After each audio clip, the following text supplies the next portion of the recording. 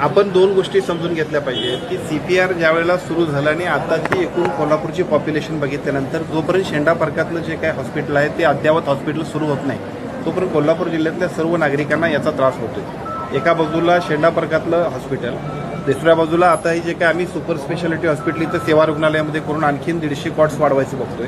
या सगळ्या सुविधा सुरू होईपर्यंत थोडीशी लोकांची नागरिकांची थोडीशी अडचण होते याची आम्हालाही कल्पना आहे। त्यामुळे सातत्यानं अपघात विभागात आपण जातोय आणि तिथून पेशंट आपण ज्या पद्धतीनं ॲडमिट व्हायला पाहिजे त्याला उशीर होतोय, त्यामुळे साहजिकच लोकांनाही त्याचा त्रास होतोय। परवा दिवशी मी स्वतःसुद्धा डीन आणि त्यांच्या सगळ्या अधिकाऱ्यांना बोलून घेतलं होतं। माझ्या मतदारसंघातच एक पेशंट होता की ज्याला खूप उशीर झाला।